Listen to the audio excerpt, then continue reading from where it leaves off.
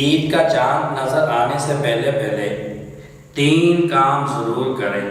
میرے بھائی بھی کریں اور میری بہنیں بھی کریں، اور یہ وہ 3 کام ہیں جو آپ علیہ السلام نے حضرت ابو بکر صدیق رضی اللہ تعالی عنہ کو طریقہ سکھایا، اور اللہ تعالیٰ نے فرمایا کہ میرے نبی اپنی امت کو خوشخبری سنا دو۔ کیا فرمایا کہ اپنی امت کو خوشخبری سنا دو۔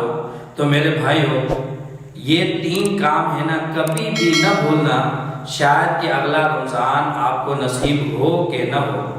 سب سے پہلے تو آپ نے وضو کرنا ہے، اور خوبصورت وضو کرنا ہے۔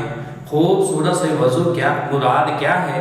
خوبصورت سے مراد یہ ہے کہ آپ اس عقیدے اور ایمان سے کریں کہ جب میں ہاتھوں کو دھوتا ہوں تو میرے ان ناخنوں کے نیچے سے بھی گناہ نکل جاتے ہیں، اور جب میں چہرے کو دھوتا ہوں تو میری آنکھوں کے بھی گناہ دھل جاتے ہیں، جب میں پاؤں کو دھوتا ہوں تو پاؤں کے گناہ بھی دھل جاتے ہیں۔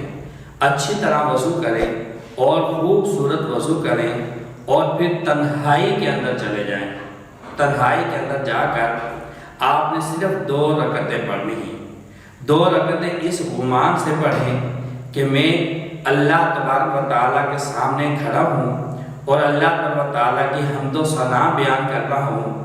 بہت اچھی طرح خوبصورت 2 رکعت نماز نفل ادا کریں، اور 2 رکعت نماز نفل ادا کرنے کے بعد پھر دعا مانگیں۔ سب سے پہلے اللہ تبارک و تعالیٰ کی حمد و ثنا بیان کریں، اور اس کے بعد آپ علیہ السلام پر درود پاک پڑھیں، اور درود پاک پڑھنے کے بعد اور پھر یاد رکھیں کہ 2 کلمات ایسے ہیں کہ کبھی بھی ان کو نہ بھولنا۔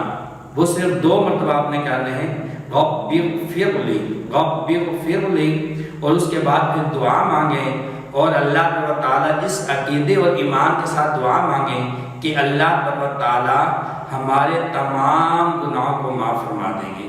دعا مانگنے کے بعد اور پھر آخری کام آپ نے یہ کرنا ہے کہ اپنی طرف سے بھی صدقہ دیں، اور اپنے گھر والوں کی طرف سے بھی صدقہ دیں، یعنی اپنی ہاتھوں سے بھی صدقہ کرائیں اور اپنے گھر والوں کے ہاتھوں سے بھی صدقہ کرائیں۔ کچھ لوگ کہتے ہیں کہ ہمیں دکھا کر صدقہ نہیں کرنا چاہیے۔